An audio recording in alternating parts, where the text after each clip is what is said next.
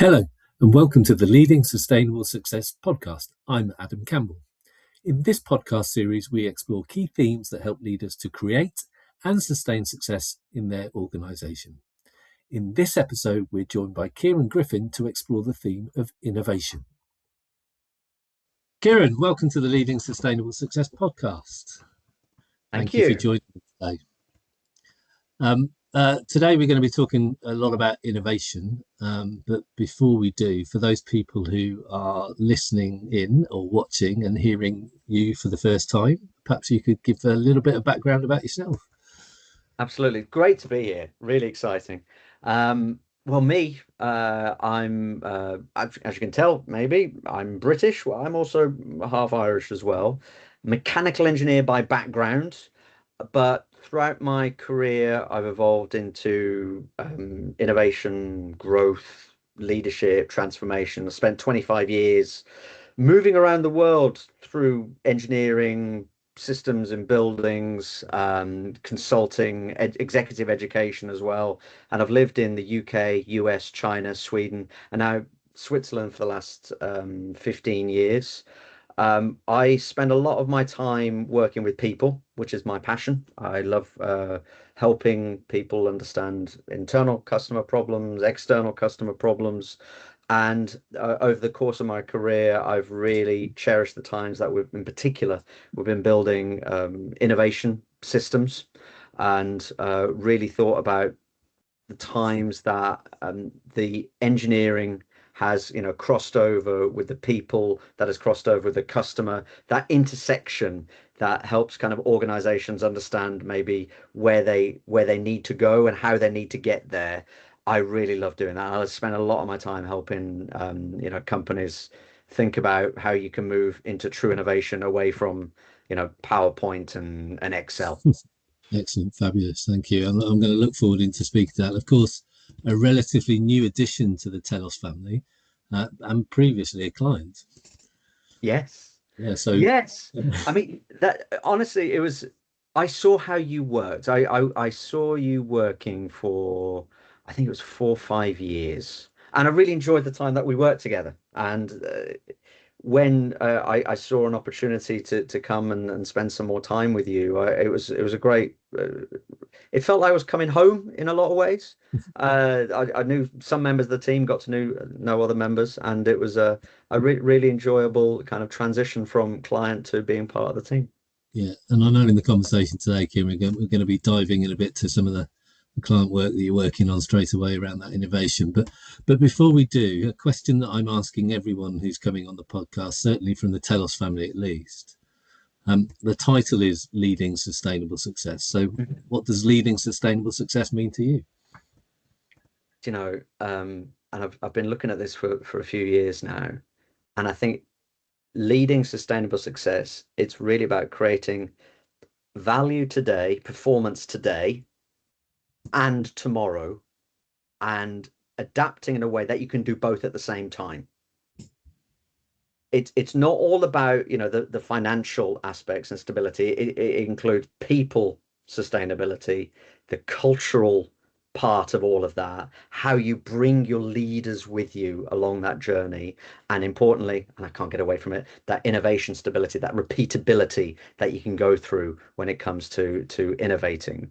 And I really think about that in the way a lot of companies are running, and most companies are, you have your quarterly performance metrics, you have all of your kind of the leadership, get-togethers, but how you create an environment that people feel safe in, contributing ideas, the way that you allow people to feel like learning is like a continuous part of that, how you get people to feel like experimentation is Yeah, is something that they can do and just continuously work with. Because when going back to the point, sustainable success, if you don't have that openness of culture, the bringing the people with you, bringing the leaders with you, allowing people to do that experiment, you're not going to have that sustainability. And it's not just about the financial elements, it's about the people, the culture, the leadership, and if you are going to thrive in that long term, I'm finding it's the people who are able to learn, unlearn as well, Yeah. because a lot of times you have the past is dictating where your future is going to Yeah. be. But if you can have that and you get that right, it's a fantastic place to be. And a Fantastic. lot of people I've worked with, some are getting there, some are just at the start of the journeys. Yeah. It's a brilliant place to be. Excellent. And I think people can already see the passion you've got for innovation coming out of this, Kieran. So, kind of moving that onto that. So, what is it? What does innovation really mean to you? And I think you've already described its contribution to sustainable success. But what does innovation really mean? For me, innovation, it's such an easy word. It quite often when anybody talks about innovation, they think about new products, new technology, but at the heart of it, it goes back to the why, back at the end of your five whys. And innovation for me is all about solving meaningful problems that people have in a better way than they currently have. Yeah. And it's not just about technology, it's not just about products. It includes everything that is in the enterprise, from business models to the ways that the customer are interacting with us, the way that we offer our services, the way that maybe even our operations are set up for the customer, for the internal customer as well. And even to the extent of how leaders are approaching the way of working, because what we need to do with innovation, it's all about creating that value, and it's value for the customer, it's a value for the employees, and ultimately, back to the word sustainable, Mm. sustainable innovation, it's not just random brainstorming. Yeah. It needs direction, governance, back to experimentation. It needs to give people that opportunity to play, but ultimately it needs to be led with customer insight. And that is where the key is going to be. If we can get the right kind of customer insight and understand what those key problems are going to be, you've got a brilliant recipe, because you, quite often innovation is always linked to creativity. Yeah. And creativity alone is not going to get you where you need to be. So innovation for me is it's solving problems, but then leveraging that creativity, execution of an idea, and then adoption of that into the marketplace or into your organization, because you can't stand still anymore. I mean, with the evolution of the technologies that are all around us, things are just moving faster, and you have to be able to understand the customer, apply that Yeah. into some sort of a system, and get the right creative people around it, the right execution around it, and then how are you going to adopt that as an Yeah. organization? So that for me is innovation. Yeah. Yeah. There's definitely not just products in that. It sounds like something that No, pervade. When you get it right, it can pervade all aspects of the business. it can, and products are part of that. Yeah. Products are a great part of that. But it's not just that. And the issue that I sometimes feel and see, and I can share a lot of maybe the do's and Mm. don'ts of some innovation in it later, but the way that some people go into customer conversation about innovation, they already have a product in their mind. Yeah. And that conversation is led with a silo approach, and they don't listen for real customer problems. They listen for validation that their idea that they have is the correct one. Okay. The right kind of conversation when you're trying to think about a customer problem is listening to what problems exist in their world. What is keeping them awake at night? There's probably about 10 things. Yeah. And the top three things sometimes might not even be in your what you believe is your remit to solve, but maybe it is. Yeah. And if you can take that away and think about it and maybe pull a team around it, maybe you have a way of solving it, or maybe partnering with somebody who could solve it. Because if the problem that you would normally address is number 9 on their top 10 list, they're probably not going to get to it, and they're probably not going to pay for it either. Yeah. Because at the Yeah. end of the day, innovation should be about sustainable, profitable Yeah. growth for the Yeah. company. So definitely a need to start with customer, and that Yep. probably leans a little bit into some of your learning and observations. So, obviously, Kieran, you've been involved with this for a while. I'm curious to understand some of the lessons and learning around that in terms of where you see organisations, people getting it right or wrong. Yeah, it's How long have you got? Let's As start long with as that. it needs, we can always edit it down, Kieran.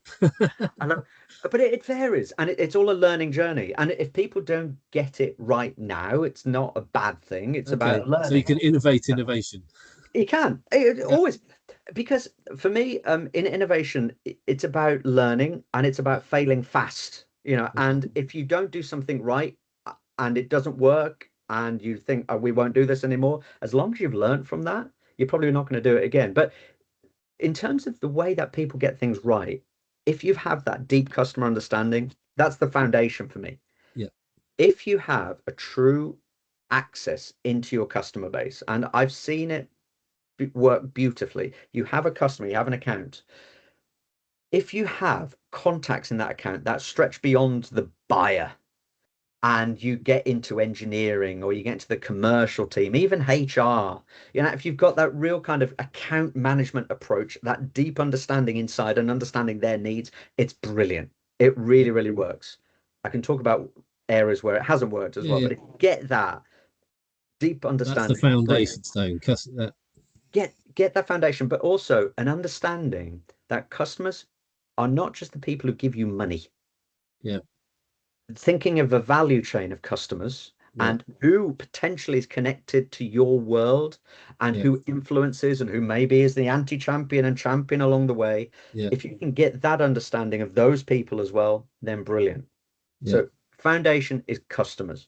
yeah, When you're working on an innovation project, you can't just, and again, quite often in a B2B environment, yeah, where I've got a lot of my experience, they always throw the engineers at it. yeah, Well, maybe not, they're not the right people always to be alone on a project. You have to have a cross-functional group around. yeah, Engineers, if it's a product development type thing, of course, the engineers have to be there. yeah, But you need finance involved, you need supply chain involved, you need marketing involved, you need salespeople involved. You need people in that room who are able to ask the different perspective questions that you would not always see from yeah. your swim lane that you're in. And I always love the teams that do really well. We use a role in that team called a constructive troublemaker. Okay. This is a person who naturally has that kind of question that you weren't expecting, or somebody who's able just Yeah, to say, well, what if we did it like this? Or what aren't we seeing right now? So those teams that, and it doesn't have to be a special function of a person. I'll admit quite often finance plays a very good role as a constructive troublemaker, but it yeah, can be anybody. Um, that is key. So deep understanding of the customer, cross-functional team. You need leadership to genuinely support the teams and give yeah, space, all the way from CEO, exec, all the way down. You've got to give people the space to play and to work, because quite often when you create innovation sprint teams, as we call them, they often are doing their day job as well as the sprint work, and yeah, sometimes the day job is the sprint work, yeah, but sometimes there's a clash, and the leadership needs to allow people to that space to work. And they do that by maybe redeploying a project elsewhere, giving extra time on a project to be completed to allow the sprint work to be done. yeah, If you can do that, and especially when you delegate stuff, it gives opportunities to other people as well, which is yeah, really cool. They suddenly they get some extra experience across wider of the team. So you get that leadership supporting is key. yeah, What is also key in innovation is when people, they're not spending 6 months doing this stuff. yeah, We're talking weeks. I run sprint cycles of 6 weeks or 12 weeks, and in yeah, test and learn weeks, test week, learn another week. So test some ideas with customers or test some problems with customers, and then learn what does all of this mean. And always, when you're doing this kind of test and learn, do it in a short space of time, not 6 months, not investing heavily. You're doing these small bets just to see what more can we learn about this given problem with yeah, maybe a given solution. Because the other aspect of where people get it right is they stick with that problem space for the first 2, 3, 4 weeks, falling in love with the customer problem yeah, before you do anything else. Not falling in love with the solution, that can come later. But yeah, if you fall in love with that customer problem and get that right, it's incredible. And yeah, if you make sure as well that, and this comes back to leadership, that it's got clear connection, whatever you're doing in innovation, clear connection to the purpose of the company, the strategy of the company. Where does it fit? It's not like an extra thing over here. Yeah. It's something that's contributing to the organization. And you've got to treat it as it's not an isolated innovation is not a department. Innovation is everybody's responsibility. So if you can treat it as a like a capability, Yeah. brilliant, because then it's a gift to everybody to contribute and to share and to talk about. And if you link it then back to, you know, your purpose, your strategy, it becomes very much a people development activity, Yeah. just as much as a solution, service, product development opportunity as well. So when they get it right, you get the leadership aligning it to the strategy, you're basing it in your, you know, the customer understanding, you're giving teams space to work, cross-functional team space to work, and you're turning it into this capability, and it's not a department. So that's how they get it right. Yeah. Fabulous. How they might get it wrong. This is the fun bit, because this is Yeah. the learning bit more than Yeah. anything else. How often, I mean, I've been 25 years all around the world. Yeah. How often do you end up in what I call it innovation theater? You know, you have your Okay. workshop, you have your sticky notes on the walls, Yeah. you have your all the great big ideas. We'll leave a meeting with lots of passion and lots of ideas, and then nothing happens Yeah. because there's no ownership, there's no link to strategy in there. It is just a standalone theater production. It's got to be a part of some sequence of events, and quite often if we can get it into that kind of routine annual strategic cycle, and when you Yeah. can link it to the budget cycle, even better, because then you get the money attributed to it. Yeah. But what you can't do as well is expect any team to magically innovate without that organization support. So back to the point around time, leadership, endorsement. They can't just sit there and suddenly, right, come up with something brand new. They need the time to work with the customers. And you also need the time to fail and get things wrong. And I've seen brilliant teams in my past. You know, they came to me really, really worried that they had a problem that they realized we couldn't really do anything with. It was not something that technology could solve. We thought it was going to be something revolutionary for the industry. It was not there, and they didn't know what to do. And they said, can we recommend that we kill the project? But what does that mean for us? They were worried that they were going to be punished for it. Yeah. Yeah. And that's what happens. Punishment, failure punishment Okay. really stifles creativity. Yeah. Instead, what we did with this team, we celebrated them. We even put them forward for an award of how good they were, because they Okay. recognized they Yeah. couldn't pursue it any further. And that team, we disbanded that team, but redeployed them elsewhere to teams that were working, Okay. and they were then delivering in execution mode. So we suddenly went from a team that just couldn't do anything, and instead of spending 6 months, 12 months just trying to get something out of it, we stopped it quickly, Yeah. redeployed the resources, and fueled other teams as a result. That is brilliant. Failing fast is brilliant, but punishing failure, that's where teams just organizations get it really wrong. I alluded to earlier. If Yeah. we start with the technology and not a customer problem, you end up going down a very, very narrow space. And quite often the opportunity is small, it's not customer led, it might be solving a problem number 9 on the list. Yeah. And if you don't get that, you're not going to get the buy-in from the customer. You're not going to get a willingness to pay, and you're going to get a very, very low result at the end of it. And that, what does that mean? Then when the next time comes around to actually coming up with some new ideas, you didn't do so well the last time, they don't trust you this time, and then you don't get the money in the budget for it. And you've got to have, yes, a bit of faith, but you've also got to, you know, demonstrate results. And the best way of demonstrating results is if you can get that customer problem being solved and get that customer buy-in. Yeah. Then if you're leading with the technology, you're not going to get that. Excellent. If you also, sorry, I think I'll stop in a couple of minutes because there's a couple more things I want to say. I was If just going you, to signal we'll talk about the technology in a bit because I want to talk about AI, but I carry on. like your stuff. Okay, we'll do Carry that. on. But if you have as well, I mean, I've done it. I've made the mistake. I've done it myself. If you put too much governance in, You know, we like Yeah. dashboards, we like Excel spreadsheets, we like all sorts Yeah. of fun things to demonstrate. Look, this stuff is Stifles. happening. Oh my word, it stifles it. It stifles creativity. Yeah. It stifles one of my key points that I stress with teams now is, learning is not linear. You're not going to go from step Mm. one to step two to step three. It's not. Sometimes you're going to have to take a couple of steps back. I'm working with some teams at the moment, and we started all off at the same. And with two teams are kind of running. We have another team which they've realized they need to pivot heavily over this way. We have another team that's struggling a little bit to get to some customer access. So they're now all in very different places. So there's no way a common governance could structure over them anyway. But if we'd stifle them at the outset, we wouldn't be anywhere where we are now because we allowed them the space to learn and to grow accordingly. And what we have to do as well is, there was so much uncertainty across pretty much every team I've worked with, and in particular the teams I'm currently working with. If you tried to eliminate all of that uncertainty before you started as well, we wouldn't start. Yeah. We'd still be 6, 12 months down the line thinking, Yeah. should we do this? Shouldn't we do this? You've just got to get in and learn and test and listen to a Yeah. customer tell you, what are you talking about? That's just crazy. We would never entertain that. Yeah. Allow that flexibility. Get rid of the governance. Get rid of that kind of, focus on removing uncertainty.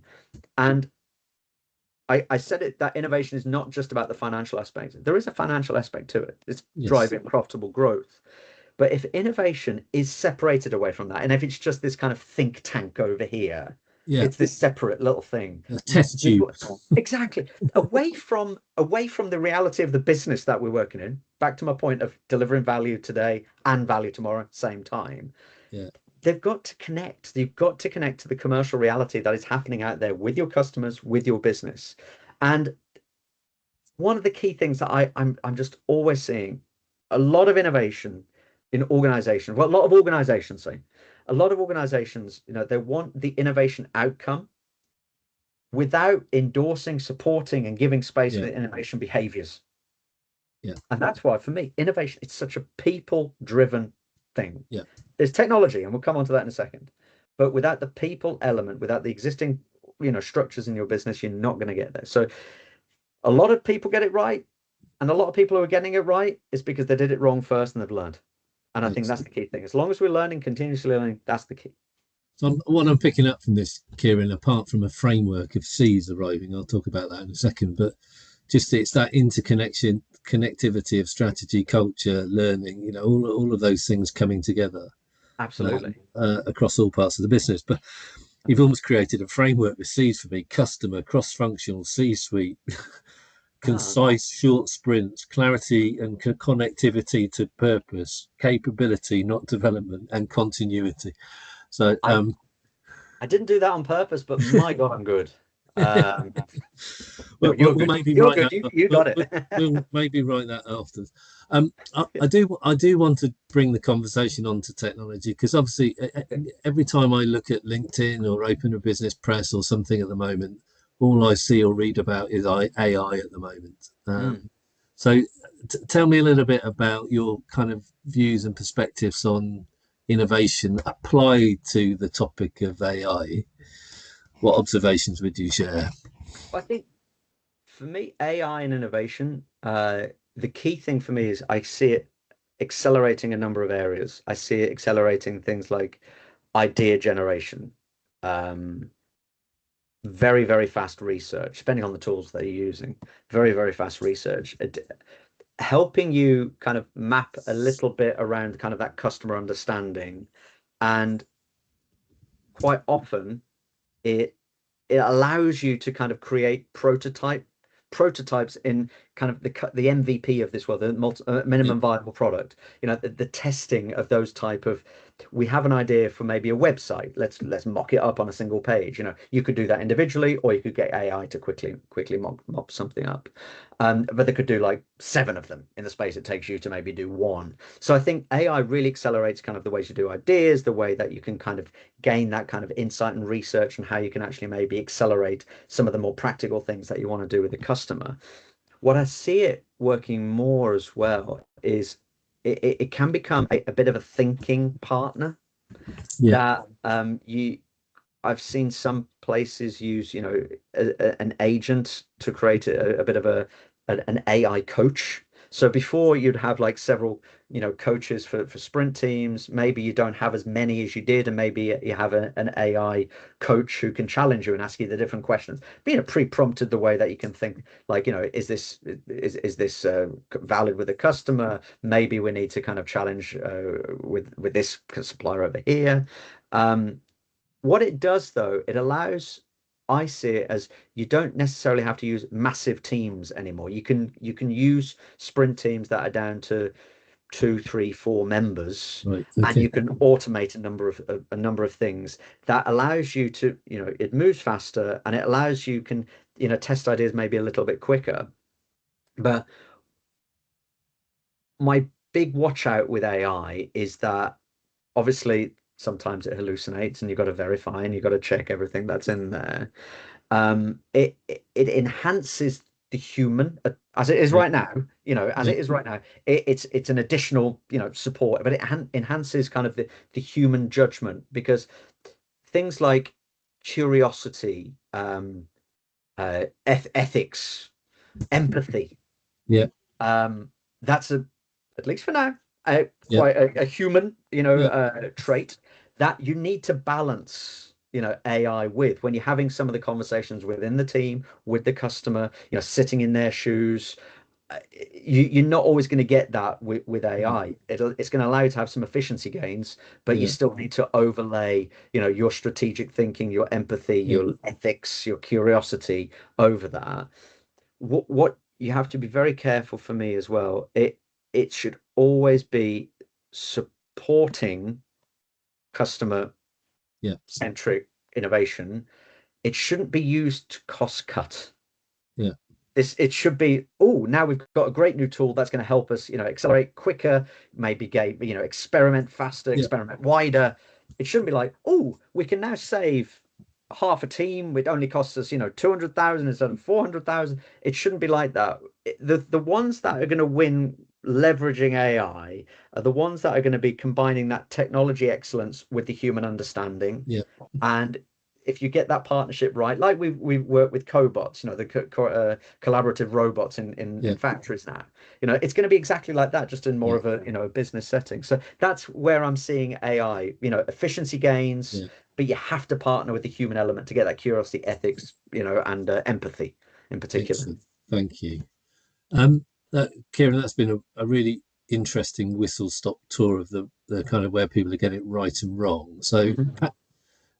I mean, obviously, as I mentioned at the start of this, relatively new addition to the Telos family, but straight into a client kind of piece of work. So perhaps you could kind of give an overview, a flavour of how you're working with clients who are looking at addressing knotty innovation problems. I'm spending a lot of time. Well, the first bit is discovery, Yeah. and one of my old mentors used to say to me, "You got two ears and one mouth. Use them in proportion." Yeah. So I've spent a lot of time listening, and a lot of people are coming to me and saying, "We need to innovate." Okay, then my first question is, well, why? And probably several whys later, because a lot of times they're looking at the new product sales. They're seeing the new product sales are maybe not as good as they could be. They sometimes have a lot of ideas for new products, but the execution is not great. Um, a lot of times, I'm hearing that people in the organization are so far removed from innovation. It's just like there's other group of people over there, and more and more I'm hearing people want to innovate beyond R&D. So this is something Yeah. which is good, and I'm feeling that kind of I'm feeling that pull, which is that understanding that innovation is not just products, and it's not just Yeah. R&D. And so I'm personally spending a lot of time understanding what that underlying business need really is, and Yeah. also importantly, where their maturity is in terms of the customer understanding Yeah. and their current portfolio of activity. Okay. Because in their current a lot of people I'm speaking to is their current portfolio of activity is quite full. Yeah. And they still want to innovate. So they have that already. They've got a lot of activities running. Yeah. What do we do with that? What do we do? We're not going to stop it. But what we're also doing is having blended approaches where we say, okay, well, you've got things that's already in your pipeline. Quite often those things are products. Yes. And we might have to go back to a little bit of basics saying, let's take those as they are now. Yeah. And let's apply them into a lighter process of innovation, going back to the customer and understanding, where does this product go? Let's understand with the customer their biggest problems in this particular area, forgetting about our solution. And that's so hard. Oh, it's so hard disengaging when you've sometimes spent a year working on something, suddenly you have to take it away. And that is, I see growth in a lot of people in that way as well, because they have to really start to disengage and then go to the customer and talk about their problems. And that's where I'm spending a lot of time at the moment, is kind of going through those current portfolios and trying to see, are these products really customer demanded? Is there going to be a willingness to pay? Is there a market there? Sometimes the answer is yes, of course. This is great. This is wonderful. A lot of times these and are I guess one customer isn't a market either in that scenario. Oh, no. You need, and quite often a lot of activities are started by the one loud customer saying enough times that they need something, they produce it, and then what happens? Maybe not many sales. So it's about really getting back out to the customers. And what's really interesting sometimes is it exposes a number of things. It exposes that maybe the product is not solving a problem, that there's no market there. It also starts to expose sometimes maybe that we don't have the access to customers, the right kind of customers that we believe. So the intimacy may be there with, say, a buyer, but when you need to speak to engineering, or when you need to speak to the commercial team, when you need to speak deeper, that account relationship might not be there. So that's really interesting with the clients I'm talking to. They're starting to see that as well. And so starting from, we need to innovate and we need to check our current portfolio, to entering into much more of a commercial view of our world, like, oh, then maybe we need to get a bit deeper into these accounts. And when we enter in this way as well, back to my earlier point, thinking about a value chain, you start to understand how weak possibly you are through the value chain in terms of being able to reach people. So that's one aspect where we have to go back to basics and think, okay, current portfolio, where are we? What are we doing? Let's try and assess, are these the right things to do or not? But then there might be nothing in the portfolio and we're ready to go. And then it's slightly different. Then it's much more of an open conversation where sales people are heavily involved, still cross-functional, we still have people supporting from engineering and marketing. That's when, I'm working with people to really think about, okay, so what are the customer problems we want to be solving? No matter what we do, we start with an exec alignment. So the exec team, back to my leadership point, all has to be aligned. So even if we're doing the current portfolio up to the brand new stuff, you get the exec aligned, you get them thinking about the themes if we're doing more open innovation work. And then we go through a customer insight sprint activity where we are going to be really thinking about, okay, here's our customers. This is the kind of general field we want to work in. It might be, measurements. It might be route to market. Very, very open. And then we start to interrogate customers where their biggest problems are lying here. We then start to formulate kind of some themes. Again, you can use AI to start kind of mapping some of these themes together. Then we need to get to a problem statement. And that problem statement is something that you could then feed into an innovation program, which is then kind of, you feed in the problem, then you think about the solution, you think about the execution, then you need to develop a business plan. But I'll always say, though, when we have these problem statements, it's always got to be a problem worth solving. And that's where I'm spending a lot of my time now as well, really trying to emphasize this point, is that it's great that they've got a problem, but if I'm not going to pay for it, and there's not a big enough market for it, then it's not a problem worth solving. We need to think about something else. So that's where I'm at. I'm still relatively new with you guys. That's kind of where my world is sort of facing me at the moment. Is that kind of the current portfolio? What do we do with that before we move on? And then also now, okay, we have no portfolio and we want to really think about what we want to do next. But I think that the enjoyable thing, Kieran, of working with you is you coming new into the business. You've taken that 20 odd years of corporate experience of addressing this into a consulting kind of methodology, if you like, and that's again, it's a real opportunity to learn, isn't it? So do it's fun because a lot of times in the client who I work with or their boss, I've been exactly where they are. Yeah. So I know the conversations they're having. I know the pain they're having, the Yeah. frustrations they have.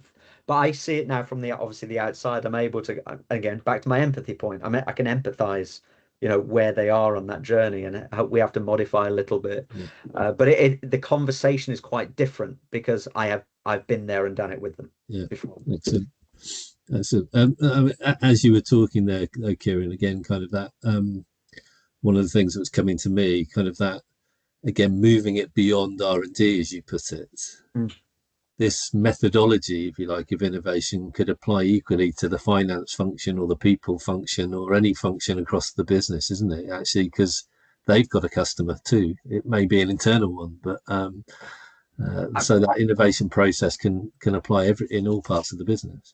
Absolutely. I mean, I will never advertise talk about creative accounting, Yeah.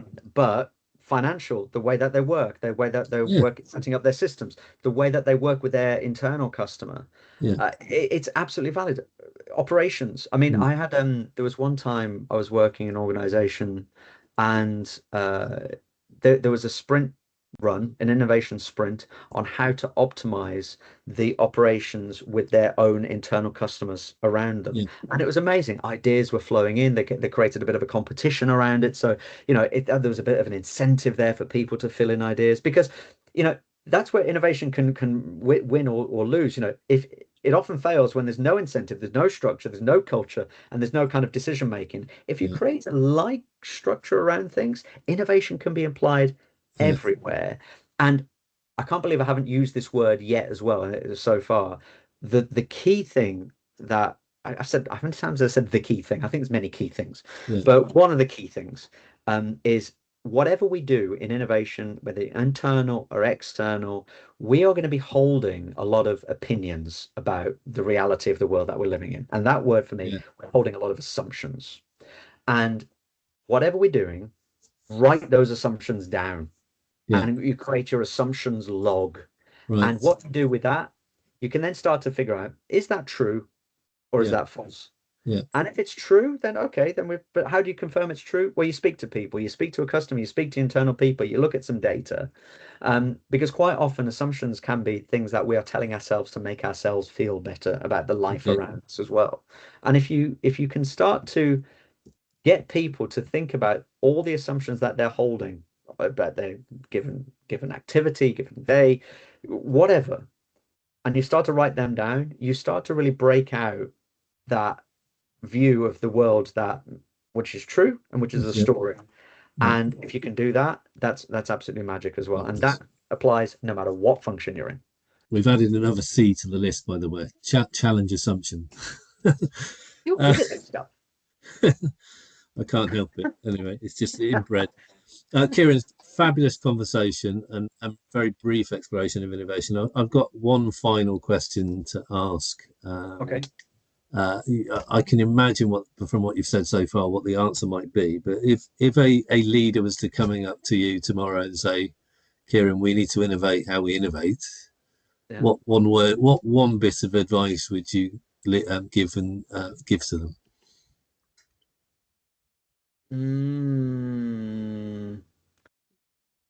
This I like that. I like it. I'm very struggling on the one word aspect of it.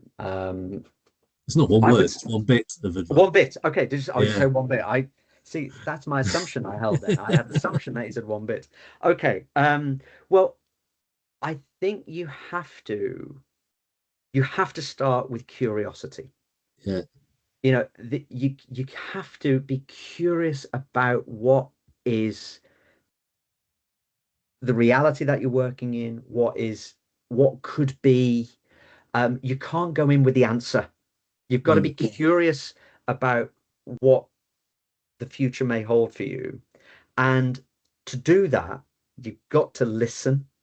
yeah, And that's listening to your own people, listening okay, to customers. yeah, And you've just got to get as much of that kind of ground data and insight in as yeah, possible to fuel what could be, a fantastic, experimental, yeah, courageous, journey into innovation. But you've got to start with curiosity. You can't start with anything other than that, because innovation, it has to be part of your culture. It can't be a Okay. part of it can't be a department. And innovation won't go anywhere unless you're curious of what might be. And if you can start with curiosity rather than certainty. So that to me that's about, let's get really clear on what the strategic question is that you're Yep, trying to answer through innovation. So that might be something about, which customer problems are going to unlock X amount of growth, or something like that. That sounds like that's it. Start with the question, not the answer. absolutely. Absolutely. And if you can embed it in customer problems, I think what you've just done there is brilliant. What are the key customer problems that what are the best customer problems for us?